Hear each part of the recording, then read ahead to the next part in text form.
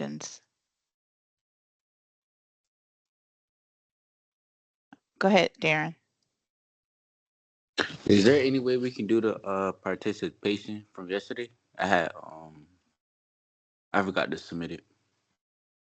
Yeah, I saw that, Darren. I was going to talk about you today. I'm glad you went ahead and self-identified yourself. I was saying, why in the world Darren is asking me all these questions, asking for clarification, and then he didn't turn his assignment in. I was Yeah, I so got busy. confused. See, this is why I tell us do it as soon as you get off. Like don't even clock out. Don't log off until you do that assignment because it's so easy to forget. Unfortunately, there isn't because it's part of your attendance, and so I've already turned it in. Um, sorry. It's okay. It's okay. Go ahead, Davian.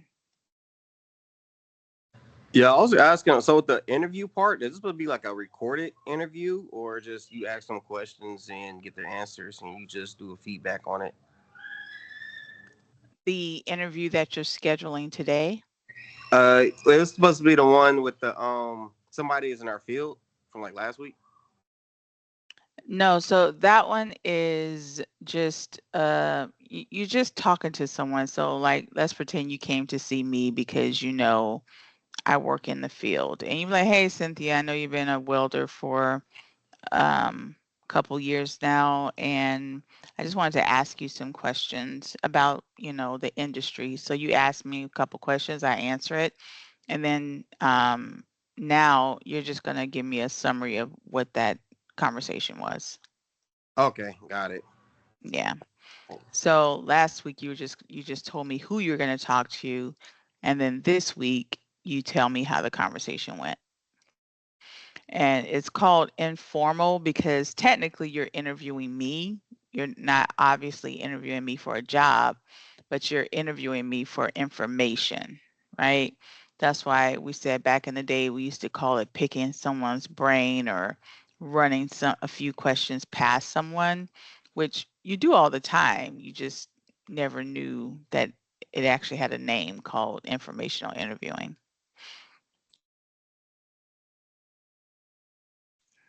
Darren, do you have another question or is your hand just up? No, that was. Mm-mm. Okay. All right. So you could just hit the raise hand again. It'll go down. I just wanted to make sure you didn't have a question. All right. So moving to chapter 10, you guys will be setting up today time to go talk to career services again. And this time they're going to do what's called a mock interview. And it's basically a practice interview. Now, there's several reasons why you want to get this done, even if you know how to interview. Some of you have never met your career services person. One of the jobs of career services is to market the people in the the courses, the trades courses. Career services, you know, like some of you like VA program, they have externships. So career services goes out, talks to employers, and they set up these externships. But they also talk to welding employers and electrical employers and HVAC employers. Twice a year, we sit down, and I say we because I've been sitting down with this team for years, even with other schools. We sit down with employers and we ask them, we call it a PAC meeting. Hey, what do you want to see from our graduates? You know, what are the type of students that you would hire? And then career services, they keep the relationship going. And when that company needs people, they reach out to our career services and say, hey, how many graduates do you have? Do you have someone in this field? Do you have someone in this experience? And what do you think they do? Well, they go to those resumes that they keep on file, which is one of the reasons why they keep your resume on file. And they'd be like, yeah, so and so, I have a great candidate for you. They're about to graduate now. And they've interviewed with you, so they know your personality, they know what you want.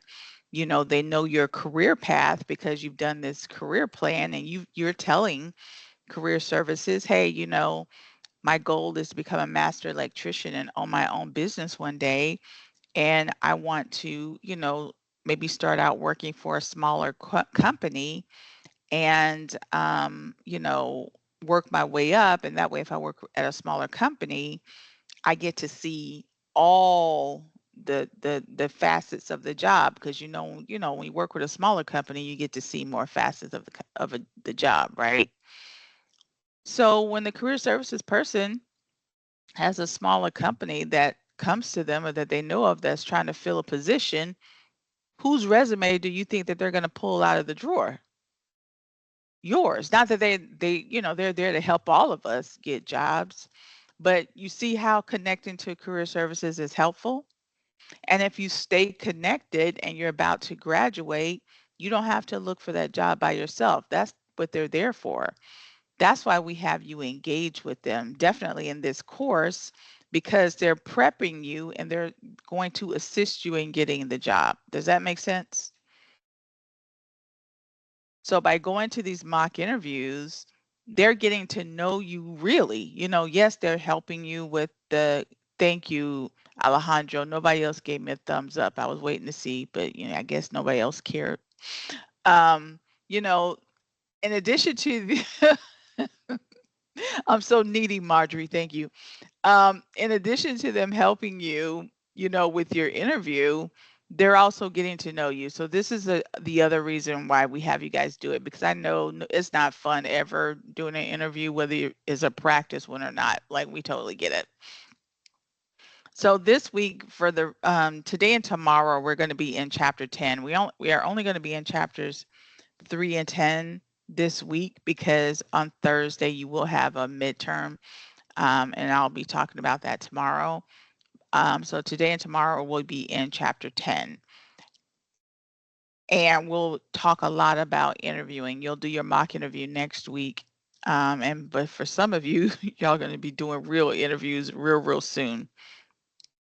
So let's talk about the interview process. At some point, if you're looking for jobs and you're sending out job applications, hopefully you'll be invited to an interview, right? What is the whole point of that interview? We're going to spend a lot of time talking about the ins and outs of the interview process and what is expected of you. And I'm going to demystify this entire process. We're going to dig into the questions, why they ask certain questions, what answers they're looking for, how do you approach a job interview. So we're going to dig into all of that, and hopefully you get something out of it. But starting out with, this invitation to interview, obviously they're looking to see, are you a good fit? Let me give you my first tip of the day. Please make sure your voicemail boxes are not full when you are actively looking for a job.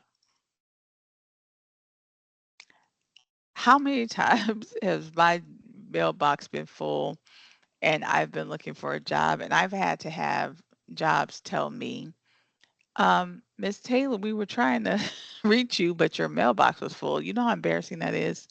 Now, I am going to blame the state of Florida and these 407 area codes, because when I lived in Jersey, I did not get spam calls. The moment I came down to Florida, I got spammed to death. I just want to know what is up with the spam calls in Florida. I don't know, man. Something. Y'all need to look into that because I get so many spam calls in Florida. I had to change my area code to 689 because I'm like, and I still get them. I'm like, what is this? We don't get them as much in Jersey. Anybody else experience that? Is it just me? I don't know if you guys are all Floridians, but the spam calls are a hot mess. So I had to learn to just delete, block. I'm like, this is ridiculous. It's like a stalker. Crazy, right? So, that was the reason why my voicemail box was full because I would just be ignoring this crap. And then I had to learn to block them and everything. I'm like, this is crazy. But don't do that. I mean, I was so embarrassed. The lady sent me a text. Miss Taylor, we're trying to reach out to you, but your mailbox is full. I'm like, oh, so embarrassing. Number two, if you are actively looking for a job, you are going to have to answer the phone. Don't automatically let it go to voicemail. I know we do not play with answering calls, numbers we don't know. Luckily, most companies are not going to call you from 1-800 numbers anyway, but try to take note of their phone number when you are actively looking for a job. If you go to their website, you can kind of see at least what area code the company's in.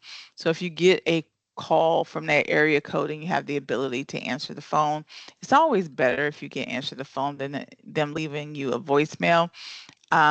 Sometimes the early bird gets the worm because I know I've applied to jobs and I responded, but apparently maybe somebody else responded faster. And, it depends on how quickly the people are trying to hire. You can lose out on an opportunity. So please make sure that your voicemail box is empty, that you're answering numbers that you don't know, and make sure that your disposition is nice. Like if you're going to answer a call that you don't know, again, I am totally guilty of it. Um, not being too happy when I have to answer calls. I'm 99% sure it's spam. I'm like, hello. And they're like, Miss Taylor, we're looking for you for a job interview. Now I'm like embarrassed. So don't be that person. Like when you know you're actively looking for a job, just always assume that it could be someone for a job. So answer the phone, be mindful of your tone. You just don't want, that to be your first impression because first impression is a lasting impression. I actually lost a job that way, and I'm going to be honest. Someone reached out to me and I don't know what I thought it was. I don't know it. I thought it was an advertisement because I think it was like a tax company or something, and it could have been even been a school. I can't remember what it was, but the guy was like, "Oh, well, we were looking, to see if maybe you'd be interested in applying for this position." And I'm like, "Oh Lord," because I thought he was trying to sell something. I was so embarrassed. Needless to say, he was like, we ain't choosing her." Now, I don't know if that was a reason, but I think it had something to do with that. But I also think he was looking to sell me something. I wish I could remember what the name of that company was. And I don't know if he switched up because I was like, what y'all want. But um, either way, it just didn't go over well. And I learned my lesson. I'm like, oh, okay, so you don't really know who's who. So make sure and this is another thing because you're going to be applying to probably quite a few jobs unless you just already know where you're going. Write down the companies that you apply to because, again, it's embarrassing if you don't remember, right? And I'm guilty of that because, like I've told you, I've applied, it could be 100 jobs. You think I'm going to remember all 100 people? I'm not going to remember, especially if it's over a time span, 2, 3 months, however long. And I hate to even give you those numbers, but for me and the type of work that I do, it could be 2 or 3 months before I get a job. So I'm not going to remember the 100 applications that I sent. So I had to write it out. Now I just keep like a little folder in my inbox, you know, so I'll keep track of who I applied to. Um, and sometimes, to be honest, I do let the phone call go to voicemail, but I listen to it right away. And I have iPhone. I don't know if anybody else has an iPhone where you can actually watch the voicemail happen. Do anybody else has that? And you can see this person saying, "Hi, this is so and so and so and so," and then you can pick up right away. So sometimes I do that. I'll let it ring, and then I'll see what the voicemail says, and if it's someone that I want to speak to, I'll pick it up right away. But yeah, so I'm just telling you from my own situation, like don't be like me, and when the person reached out to me, I didn't know what the person wanted because I had forgotten I had even applied for that company. So in real time, don't be like me. All right. Now, there are various types of interviews. Three of the main ones are screening, structured, and unstructured interviews. A screening interview typically happens first, and that is with HR. You'll always know it's a screening interview, like when they reach out to you via voicemail or over the phone or via email, because they always say a 15-minute chat, a 15-minute call. Very rarely does HR want to meet with you in person or even on video. They always want to just pick up the phone. Why? Because the only thing they're trying to ensure is that what is on your resume is what they are going to relay to the hiring manager, the department that's actually looking for someone. So they just want to call you really quickly to make sure, hey, this is Darren, this is, Alejandro. Okay, we just want to go over your resume really quickly. Is this right? Is that right? Okay. Some other points that they may want to get out of the way, if they have a very tight budget and the job only pays $25 an hour, they're going to be like, we only pay $25 an hour. Do you understand that is what the starting dollar amount is? And are you okay with that? Because they're saying they don't have any wiggle room. Well, you know, you can look at that either way, but at least you'll know what the job is. Um, it's not typical for that to happen, even though it does, but it is common. It's not typical because what's supposed to happen in a traditional um, interview process, the company doesn't know you, even though they're looking at your resume. You don't know that position, even though you've read the job description.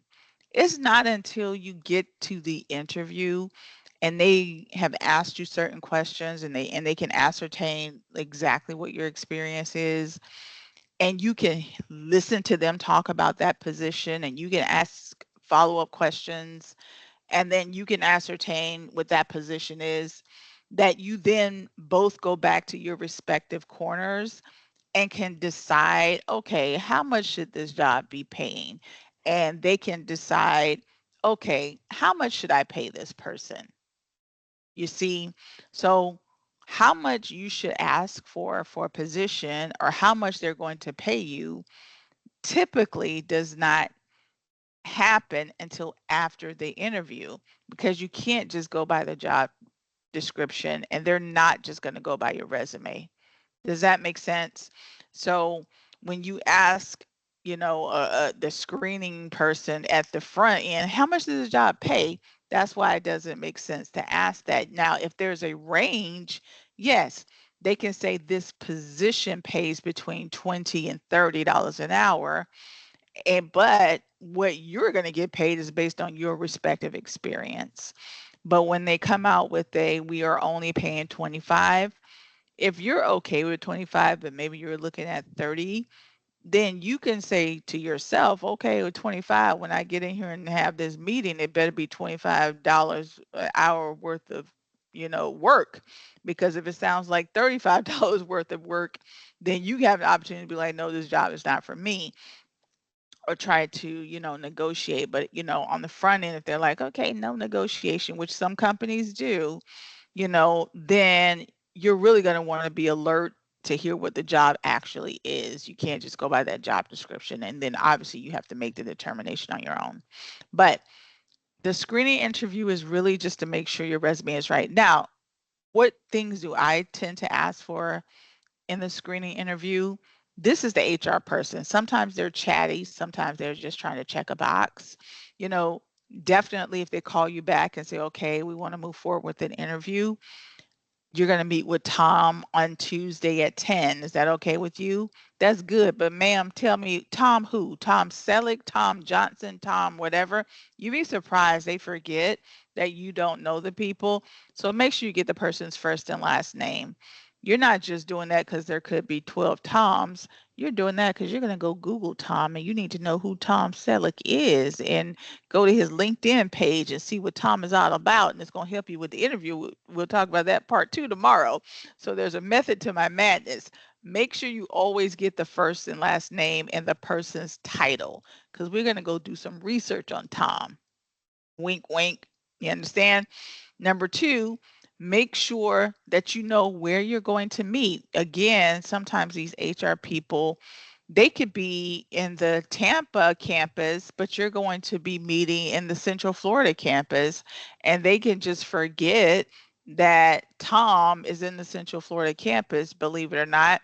And they're like, okay, yeah, you're going to meet at Tuesday at 10, and they forget to tell you what campsite or what site you're going to meet at. So make sure you go, okay, or what address is it, or make sure that they send you the address. If they don't put the address in the meeting that they send you, make sure that you follow up with that.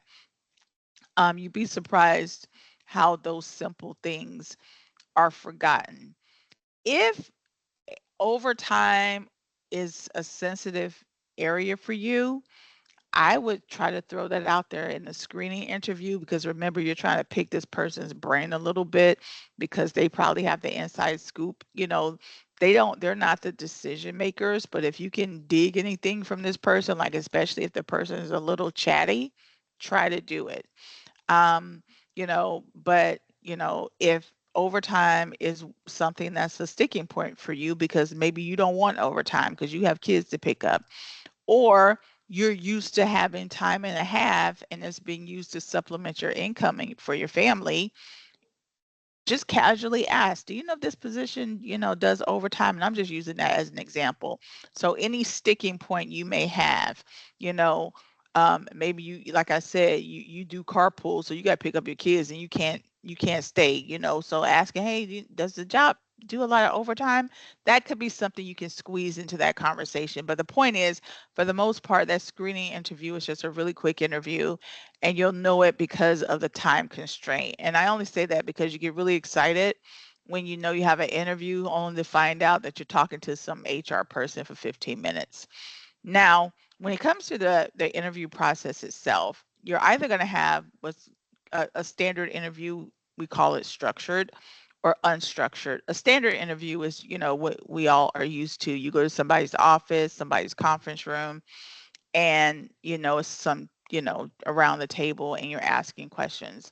An unstructured interview, which many of you may have, is when you're meeting at a job site, or maybe you're doing some type of walkthrough. Maybe they tell you to come in steel toe boots and pants, you don't mind getting dirty, or come in scrubs or something like that. That is another question you're going to want to ask the HR person. Should I, is this a working interview? Or, am I going to be on a job site? You can ask those questions so you know how to dress, right? You don't want to show up, in Sunday's best and then they have you doing something, where you're all on the ground or doing something crazy, you know. And so, just make sure you understand what type of interview that you're going to be at. Um, when it comes to uh oh, okay, yeah, so I'll talk about part 2 of that tomorrow. Let's dig into the research. So we've already stated that you should be doing research on the company. I think we know that by now from week 1, right? Do not show up at a company and not have done your research on that company. And what I mean by research, you want to know some of the basic things that you see here on the screen. Go to their website, look around on their website, see what they're all about, see what they're promoting. How many locations do they have? Are they regional? Are they local? Are they global? What type of services do they provide? Is it commercial? Is it real estate? Do they do government? Residential, I mean, do they do government? How many, do they do pet rescues if you're in the VA? That's something you may want to understand. Like, what if you go to this working at this hospital, this animal hospital, or this animal clinic, and then the veterinarian says, well, at our clinic, we do a lot of volunteer animal rescue, and you may get called upon at midnight to go pick up a animal. Are you okay with that? You be like, look, lady, I got kids now. You can't just be calling me at midnight to go pick up some animal. You got to know, you got to know where you work. So you got to be mindful of that. So make sure you go to the website and you're looking to see, or maybe if you're in, electrical or welding or HVAC, these people like to travel. They got a campus down in Miami. They got a campus up in Tampa. They got one in Tallahassee. And just so happens they expect you to do some of this remote traveling. Was that on your bucket list to do? You got to know the type of company that you are going into. Like, do that research. I've ended up at companies where, you know, I'm a divorced parent. My child is pretty much I do on my own. Um, I can't do overnight stays. And this company was like, oh, no, you work from home, you work remotely. And then I get to the job, and within 3 weeks, they're asking me to go do overnight in Tampa. Do you know how frustrated I was? I was so mad. I had to quit the job. I'm like, do you not understand? Listen to the words coming out of my mouth. I have a child, right? So that's very important to me. So make sure that, not in just asking these questions, but do your research on this company so you'll know what you're walking into. It's not that you can't do those things, but you have to be prepared. So everybody has a family dynamic. Unless if you don't have a family dynamic, that's different, right? But even still, if you don't, maybe transportation is a issue for you. So just do your research and don't just go to their website. Google them as well. See if they're in the news. Like, did they just get a good contract or did they just get sued? Like, you want to know the type of company that you're working for or that you could potentially be working for. Does that make sense? Everyone, does that make sense? And then, secondly, when you are in the interview, you want to be able, thank you, Darren. Thank you, Jacob. But I'm gonna start saying let the church say amen. Maybe y'all Southerners will understand that better, right? All right, and I'm a Southerner too, so don't get it twisted. I did grow up in Florida. Um, but you also want to, I forgot what I was about to say, but do your research on the company so that you know what you're getting yourself into. All right. So when you get into the job interview, let me just say this, and we'll talk a little bit more about this tomorrow. You want the interviewer to take the lead, but stay focused, right?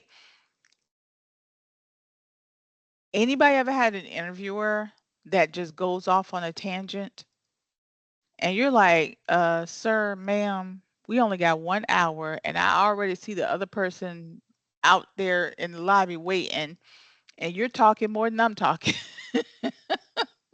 Right?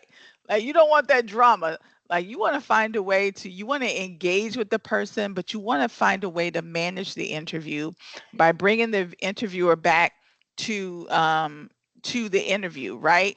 Like, you don't want to, don't go down that rabbit hole with them if they're, being a little bit too long-winded, because just assume you only have an hour and you have 1 hour to make an impression. And believe it or not, sometimes, if their boss then comes to them and be like, oh, well, so what'd you think about, the interview with TJ? And they can't think of anything because they ran their mouth so much that they can't even remember you, right? So you don't want that drama, but we'll get into that tomorrow. Um, Also note that, you guys are all on Microsoft Teams. So you know how to get onto, software. Just because you guys are gonna all be in jobs that you physically have to go into, that does not mean that one of your interviews, whether it's the screening interview, maybe not your main interview, but sometimes that you may have some some manager that is above your supervisor that still wants to interview you, and but that person may not be where you are, and they may want to jump on a Teams call with you, or a Google Teams meeting, or a Google Meet rather. So make sure you know how to use all that platform stuff. So clearly you guys do, but make sure that I would say, if you're okay, download it on your cell phones.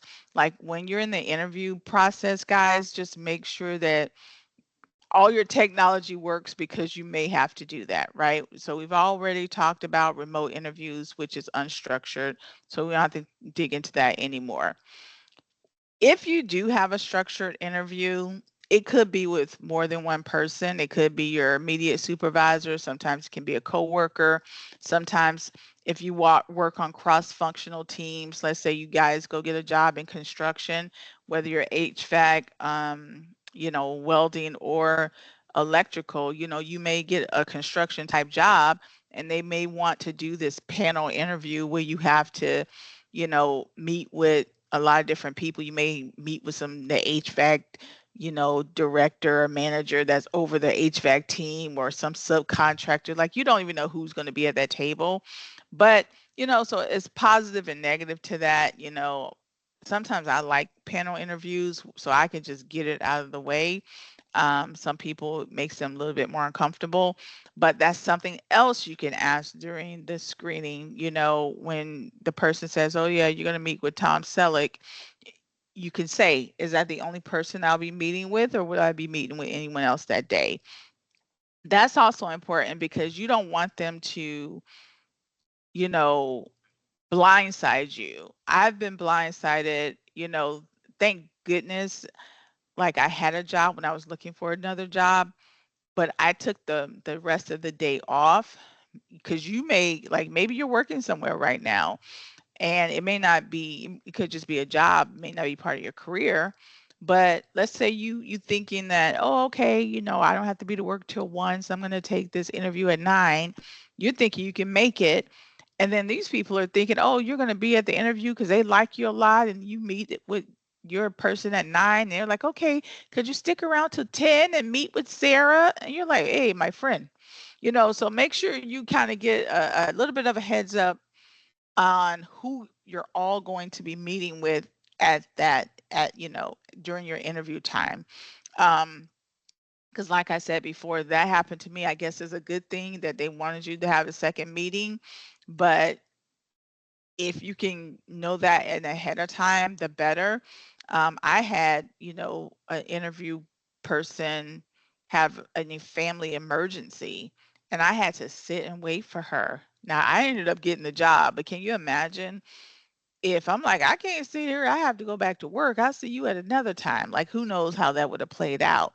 But because I had taken the day off, the rest of the day off, I had to sit and wait for an hour, and then the person came, and she had an emergency with her mom, and she was so grateful. I'm sure it wasn't the only reason why I got the job, but I did get the job. So you just never know. So again, just putting it out there, all the all the lessons I've had to learn along the way. Any questions?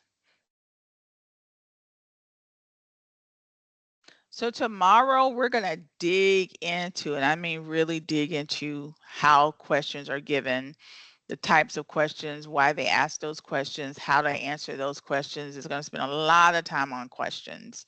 So we didn't want to give it to you guys all at one setting, because then it would have been too much. You'd been like, "Okay, I got a headache. I'm not going to remember anything Cynthia said." All right. So here is your live question, conference question. Darren, that we're going to go and do right away, right? Thank you very much. What is your most hated interview question? What is your most hated interview question? Watch this. And why? Some of y'all are not giving me what I'm asking for. Y'all know I don't like to be cheated. If I have a two-part question, please give me a two-part answer. Y'all be skimping out on me. I take it personal. Like, when y'all give me my answers, it's like giving me money. I want all my money. Give me all the answer. Don't give me half of the answer, okay? I feel like President Trump is a transaction for me. I want all my answer. So the question is, what is I know it's horrible. Y'all don't even know. I take it personal. I was like, now why did this person not answer the whole question? Yeah, I know you want this 100 and I want to give it to you, but you didn't answer the whole question. Please, please. I want my life to be easy too. So please answer the whole question. All right. What is your most hated interview question and why? Right? Some of the obvious ones is tell me about yourself, because people are like, what you want to hear about? What does that mean? We'll dig in that to tomorrow, how you're supposed to answer that question, because believe it or not, that's even a strategic question, and I'll show you how to answer it tomorrow. But it's one of the ones people hate the most. Or what's another one? Why did you leave your last job? Isn't that awful? Like, because my boss was nuts. Like, don't ever say that. Now you have to say something crazy, like, well, it was time for me to move on in my career and I wasn't being challenged anymore. Blah, blah, blah. Yes, Christian. How you doing, ma'am? Hey, I got one quick question. It doesn't have to do much with the class, but how can I get a hold of your email? Um, it's just C Taylor at stc.edu. Okay, C Taylor. Can you At repeat that? My bad. no, no, C Taylor at stc.edu. STC. Edu. Thank you. Appreciate it. Mhm. Or you can text me too if you want. Bet. Thank you. Mhm. All right. So, what is your most hated interview question and why? Now, your other assignment is to set up another session with your career services. This time is for the mock interview that's going to happen next week. So, the only thing you're doing is going into that little system, grabbing your time and then posting it to your assignment. Some of you have to call, I know, so it may take you a few days to get the time and date, but make sure you post it once you get it. Do that as soon as possible. You guys are actually on um, the defense of that because the morning crew already beat you to a lot of the times, um, unless, they didn't want any of the evening time schedule, so maybe not. But um, try to do that as soon as possible because there are hundreds of students that take this course at the same time. Even though they're not all at your campus, there's still a lot of students that take this class. So if you know you have a very specific time that you could only meet with career services, like do it as soon as possible. Don't wait on that, okay? Because you don't want to get blocked out and they don't have time to meet with you, which they have to make time to meet with you, but you don't want it to be at a time that is not ideal for you. Any questions?